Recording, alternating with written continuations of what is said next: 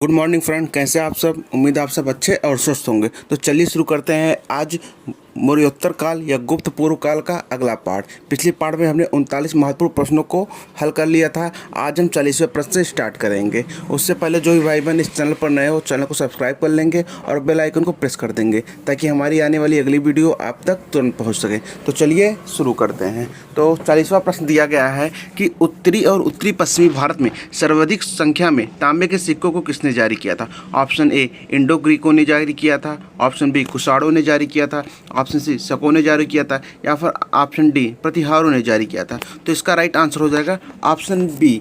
उत्तरी तथा उत्तरी पश्चिमी भारत में सर्वाधिक संख्या में जो तांबे के सिक्के थे वो कुषाणों द्वारा जारी किए गए थे। चलिए अगले प्रश्न की तरफ चलते हैं। अगला प्रश्न आपका दिया गया है, कथन और कारण दिया गया है। कथन ए कहा गया है कि कुषाण फारसी खाड़ी और लाल सागर से होकर व्यापार करते थे। ये तो सही है। और कारण इसका क्या दिया गया है कि उनकी सुसंगठित नौसेना उच्च कोटि की थी। तो ये गलत है। तो इसका कोड देख लेते हैं। इसका कोड ऑप्शन ए और आर दोनों सही है तथा आर ए की व्याख्या करता है, गलत। ऑप्शन बी ए और आर दोनों सही है तथा आर ए की व्याख्या नहीं करता, गलत। ऑप्शन सी ए सही है किंतु आर गलत है। तो यही आपका सही हो जाएगा। Option C is the right answer.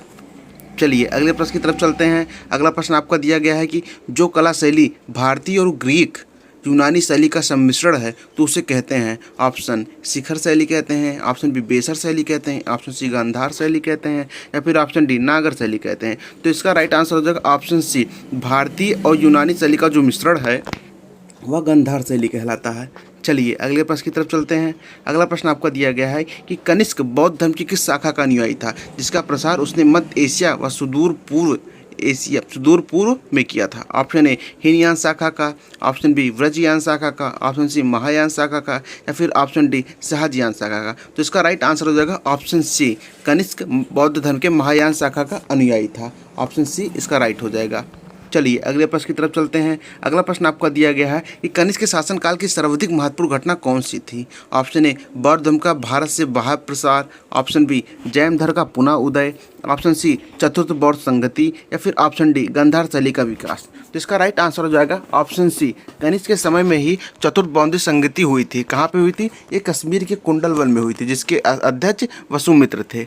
चलिए अगले प्रश्न की तरफ चलते हैं। अगला प्रश्न आपका दिया गया है कि प्राचीन भारत का महान वैयाकरण पतंजलि किसका समकालीन था। ऑप्शन ए ये कनिष्क के समकालीन था, ऑप्शन बी या चंद्रगुप्त द्वितीय के समकालीन था, ऑप्शन सी या गौतमी पुत्र सतकर्णी का समकालीन था, या फिर ऑप्शन डी पुष्यमित्र शुंग का समकालीन था। जो प्राचीन भारत के वैयाकरण पतंजलि थे वो पुष्यमित्र शुंग के समकालीन थे। तो इसका राइट आंसर ऑप्शन डी हो जाएगा, पुष्यमित्र शुंग। चलिए अगले प्रश्न की तरफ चलते हैं। अगला प्रश्न आपका दिया गया है कि सर्वप्रथम भारत में विशुद्ध संस्कृत भाषा में लंबा अभिलेख किस राजा द्वारा जारी किया गया था। ऑप्शन ए यवन राजा मिनांडर द्वारा, ऑप्शन बी शक राजा रुद्रदमन द्वारा, ऑप्शन सी पार्थो राजा गोंडोफिनस द्वारा, या फिर ऑप्शन डी कुषाण राजा कनिष्क द्वारा। तो इसका राइट आंसर हो जाएगा ऑप्शन बी। शक राजा रुद्रदमन द्वारा ही सर्वप्रथम भारत में विशुद्ध संस्कृत भाषा में लंबा अभिलेख जारी किया गया था। तो इसका राइट आंसर ऑप्शन बी हो जाएगा। चलिए अगले प्रश्न की तरफ चलते हैं। अगला प्रश्न आपका दिया गया है कि किस राजा के शासन काल में ईसाई धर्म प्रचारक सेंट थॉमस भारत आया था। तो कौन सा प्रचारक सेंट थॉमस भारत आया था किस राजा के शासनकाल में। ऑप्शन ए मिनांडर के शासनकाल में, ऑप्शन बी रुद्रदमन के शासनकाल में, ऑप्शन सी गोंडोफिनस के शासनकाल में, या फिर ऑप्शन डी कनिष्क के शासनकाल में। तो गोंडोफिनस के राजा के शासनकाल में ही ईसाई धर्म प्रचारक सेंट थॉमस भारत आया था। तो ऑप्शन सी इसका राइट आंसर हो जाएगा, गोंडोफिनस। चलिए अगले प्रश्न की तरफ चलते हैं। अगला प्रश्न आपका दिया गया है कि किस कुषाण शासक ने सर्वप्रथम स्वर्ण मुद्राएं जारी की थी। तो ऑप्शन ए कटफिशिस फर्स्ट ने, ऑप्शन बी कटफिशिस सेकंड ने, ऑप्शन सी कनिष्क ने, या फिर ऑप्शन डी विम कटफिशिस ने। तो कटफिशिस सेकंड ने ही सर्वप्रथम स्वर्ण मुद्राएं जारी की थी जो शुद्ध सोने की थी। तो ऑप्शन बी इसका राइट आंसर हो जाएगा। चलिए अगले प्रश्न की तरफ चलते हैं। अगला प्रश्न आपका दिया गया है कि किस वंश के शासकों ने क्षत्रप प्रणाली का प्रयोग किया था। तो क्षत्रप प्रणाली किस वंश के शासकों ने प्रयोग किया था। ऑप्शन ए गुप्त वंशों ने, ऑप्शन बी हिंद यवनों ने, ऑप्शन सी ईरानियों ने, या फिर ऑप्शन डी शकों ने। तो इसका राइट आंसर हो जाएगा ऑप्शन डी। शकों शासक द्वारा ही सर्वप्रथम क्षत्रप प्रणाली का प्रयोग किया गया था। तो ऑप्शन डी इसका राइट आंसर हो जाएगा। चलिए अगले प्रश्न की तरफ चलते हैं। अगला प्रश्न आपका दिया गया है कि त्रातार या मुक्तिदाता, त्रातार जिसे मुक्तिदाता भी कहते हैं, की उपाधि किस वंश के शासकों ने धारण की थी? ऑप्शन ए शक शासकों ने धारण की थी, ऑप्शन बी कुषाण शासकों ने धारण की थी, ऑप्शन सी हिंदू यवन शासकों ने धारण की थी, या फिर ऑप्शन डी पार्थियन शासकों ने धारण की थी। तो इसका राइट आंसर हो जाएगा शक शासकों की ही त्रातार या मुक्तिदाता की उपाधि धारण की थी। तो शक इसका सही आंसर हो जाएगा ऑप्शन ए, शक शासक। चलिए अगले प्रश्न की तरफ चलते हैं। अगला प्रश्न आपका दिया गया है कि प्राचीन काल के भारत पर आक्रमणों के संबंध में कौन सा कालानुक्रम सही है? तो शासकों के आक्रमण का कालानुक्रम दिया गया है और पूछा गया कि कौन से सही हैं और कौन से गलत हैं। तो चलिए ऑप्शन ए देख लेते हैं। पहले यूनानियों का आक्रमण हुआ, फिर शकों का आक्रमण हुआ, फिर कुषाणों का आक्रमण हुआ। ऑप्शन बी देख लेते हैं। पहले यूनानियों का आक्रमण हुआ, फिर कुषाणों का आक्रमण हुआ, फिर शकों का आक्रमण हुआ। ऑप्शन सी पहले शक आए, फिर यूनानी का आक्रमण हुआ, फिर कुषाणों का आक्रमण हुआ, फिर ऑप्शन डी पहले शकों का आक्रमण हुआ, फिर कुषाण शासक का आक्रमण हुआ, फिर यूनानियों का आक्रमण हुआ। तो इसका राइट आंसर हो जाएगा ऑप्शन ए, पहले यूनानियों का आक्रमण हुआ, फिर शकों का, फिर कुषाणों का। ऑप्शन ए इसका राइट आंसर हो जाएगा कि प्राचीन काल में भारत पर जो आक्रमण का सही संबंध था वह यूनानी शासक, फिर शक शासक, फिर कुषाण शासक हो। ऑप्शन ए इसका राइट आंसर हो जाएगा। चलिए अगले प्रश्न की तरफ चलते हैं। अगला प्रश्न आपका दिया गया है कि भारत में प्रथम बार सैनिक शासन जो मिलिट्री गवर्नरशिप थी व्यवहार में लाया गया, तो कब लाया गया? ऑप्शन ए किसके द्वारा मतलब लाया गया? ऑप्शन ए ग्रीकों के द्वारा लाया गया, ऑप्शन बी पार्थिनियों के द्वारा लाया गया, या फिर ऑप्शन सी शकों द्वारा लाया गया, या फिर ऑप्शन डी मुगलों द्वारा लाया गया। तो इसका राइट आंसर हो जाएगा ऑप्शन ए, ग्रीकों के द्वारा ही सर्वप्रथम मिलिट्री गवर्नरशिप व्यवहार में लाया गया। तो ऑप्शन ए इसका राइट आंसर हो जाएगा। चलिए अगले प्रश्न की तरफ चलते हैं। अगला प्रश्न आपका दिया गया है कि ईसा पूर्व दूसरी सदी के प्रारंभ में उत्तरी अफगानिस्तान में स्थापित भारतीय यूनानी राज्य था। तो कौन सा राज्य था जो ईसा पूर्व दूसरी सदी के प्रारंभ में उत्तरी अफगानिस्तान में स्थापित भारतीय यूनानी राज्य था? Option A Bactria, option B Scythia, option C Gedrosia, या फिर ऑप्शन डी एरिया। तो इसका राइट आंसर हो जाएगा ऑप्शन ए, बैक्ट्रिया ही पहला राज्य था जो ईसा पूर्व दूसरी सदी के प्रारंभ में उत्तरी अफगानिस्तान में स्थापित किया गया था। चलिए अगले प्रश्न की तरफ। अगला प्रश्न आपका दिया गया है कि चार धातुओं सोना, चांदी, तांबा एवं सीसा के सम्मिश्रण से बनने वाले सिक्कों को क्या कहा जाता है? ऑप्शन ए शतमान कहा जाता है, ऑप्शन बी निष्क कहा जाता है, ऑप्शन सी पल कहा जाता है, या फिर ऑप्शन डी कासाड़पड़ कहा जाता है। तो चार धातुएं हैं सोना, चांदी, तांबा एवं सीसा, उनके सम्मिश्रण से जो धातु बनती है वह कासाड़पड़ कहलाती है। तो इसका ऑप्शन डी इसका राइट आंसर हो जाएगा। चलिए अगले प्रश्न की तरफ चलते हैं। अगला प्रश्न आपका दिया गया है कि सर्वप्रथम रोम के साथ किन लोगों का व्यापार प्रारंभ हुआ? ऑप्शन ए कुषाणों का व्यापार, ऑप्शन बी तमिल एवं चेरों का व्यापार, ऑप्शन सी वाकाटकों का व्यापार, या फिर ऑप्शन डी शकों का व्यापार। तो इसका राइट आंसर हो जाएगा ऑप्शन बी, तमिल एवं चेरों का व्यापार ही सर्वप्रथम रोम के साथ प्रारंभ हुआ। तो ऑप्शन बी इसका राइट आंसर हो जाएगा। चलिए अगले प्रश्न की तरफ चलते हैं। अगला प्रश्न आपका दिया गया है कि मौर्योत्तरकालीन प्रमुख बंदरगाहों में कौन असत्य है? Option A Barbaricum, option B Barygaza, option C Arikamedu, या फिर ऑप्शन डी कोचीन। तो मौर्योत्तरकालीन जो प्रमुख बंदरगाह थे वो बारवैरिकम थे, बेरीगाजा थे और अरिकामेडु थे। तो इसका असत्य हो जाएगा ऑप्शन डी कोचीन। चलिए अगले प्रश्न की तरफ चलते हैं। अगला प्रश्न आपका दिया गया है कि निम्नलिखित में से किस स्थान को पेरिप्लस ऑफ द इरीथियन सी में पोडुके के नाम से संबोधित किया गया है? तो पेरिप्लस ऑफ द इरीथियन सी है उसमें पोडुके के नाम से किसे संबोधित किया गया है ये पूछा गया है। ऑप्शन ए बेरीगाजा को, ऑप्शन बी अरिकामेडु को, ऑप्शन सी बारबैरिकम को, या फिर ऑप्शन डी इनमें से कोई नहीं। तो जो पोडुके के नाम से विख्यात थे वो अरिकामेडु थे। तो ऑप्शन बी इसका राइट आंसर हो जाएगा। चलिए अगले प्रश्न की तरफ चलते हैं। अगला प्रश्न आपका दिया गया है कि मौर्य उत्तर काल में किसने भारत में हिंद यूनानी राज्य की स्थापना की थी? तो मौर्य उत्तर काल में जो हिंद यूनानी राज्य की स्थापना हुई थी वह किसने की थी? ऑप्शन ए डेमेट्रियस ने की थी, ऑप्शन बी मिनांडर ने की थी, ऑप्शन सी मिस्ट्राडेटस ने की थी, या फिर ऑप्शन डी गोंडा फर्निस ने की थी। तो इसका राइट आंसर हो जाएगा ऑप्शन ए, मौर्य उत्तर काल में डेमेट्रियस ने भारत में हिंद यूनानी राज्य की स्थापना की थी। तो ऑप्शन ए इसका सही आंसर हो जाएगा। चलिए अगले प्रश्न की तरफ चलते हैं। अगला प्रश्न आपका दिया गया है कि निम्नलिखित में से किसने अपने जीवन के उत्तरार्ध में अपने पुत्र के हाथों में राज सत्ता सौंपकर बौद्ध भिक्षु बन गया था? तो कौन बौद्ध भिक्षु बन गया था तथा सत्ता अपने पुत्र के हाथों में सौंप दी थी? तो ऑप्शन ए कन्फ्यूशियस सेकंड ने, ऑप्शन बी डेमेट्रियस ने, ऑप्शन सी मिनांडर ने, या फिर ऑप्शन डी कनिष्क ने। तो मिनांडर वो ऐसा शासक था जिसने अपनी सत्ता अपने पुत्र के हाथ में सौंप कर वह बौद्ध भिक्षु बन गया था। तो इसका राइट आंसर ऑप्शन सी हो जाएगा, मिनांडर। चलिए अगले प्रश्न की तरफ चलते हैं। अगला प्रश्न आपका दिया गया है, कुषाणों का संबंध था, तो कुषाणों का संबंध किस जनजाति से था? ऑप्शन ए सीथियन जनजाति से था, ऑप्शन बी पार्थिवा जनजाति से था, ऑप्शन सी चीन के यूची जनजाति से था, या फिर ऑप्शन डी इनमें से कोई नहीं। तो इसका राइट आंसर हो जाएगा ऑप्शन सी, जो कुषाणों का संबंध था वह चीन की यूची जनजाति से था। अगर ये सीरीज आपको पसंद आ रही हो तो लाइक, कमेंट और शेयर जरूर कर दीजिएगा।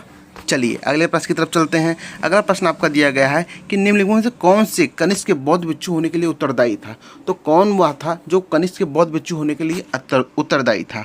Option A Vasumitra, option B अश्वघोष, ऑप्शन सी नागार्जुन, या फिर ऑप्शन डी बाणभट्ट। तो कनिष्क के बौद्ध भिक्षु होने का जो उत्तरदायी था वह अश्वघोष थे। ऑप्शन बी इसका राइट आंसर हो जाएगा। चलिए अगले प्रश्न की तरफ चलते हैं। अगले प्रश्न में आपको सूचियाँ दी गई हैं, सूची 1 को सूची 2 के साथ सम्मिलित करना है। तो इंडो ग्रीक का संबंध किससे था?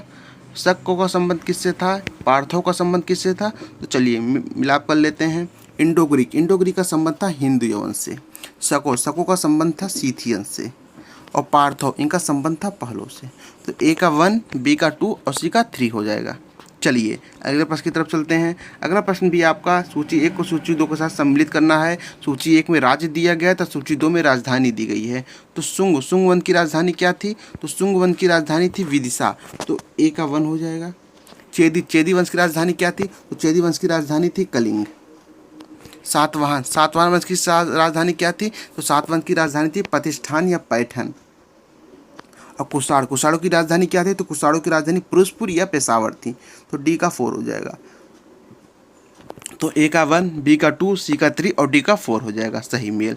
चलिए अगले प्रश्न की तरफ चलते हैं। अगला प्रश्न आपका दिया गया है कि रोमन साम्राज्य के अनुसरण पर किस वंश के शासकों ने कैसर या सीजर की उपाधि धारण की थी? ऑप्शन ए हिंदू यवन ने, ऑप्शन बी शकों ने, ऑप्शन सी कुषाणों ने, या फिर ऑप्शन डी सातवाहनों ने। तो रोमन साम्राज्य के अनुसरण पर कुषाण वंश के शासकों ने कैसर या सीजर की उपाधि धारण की थी।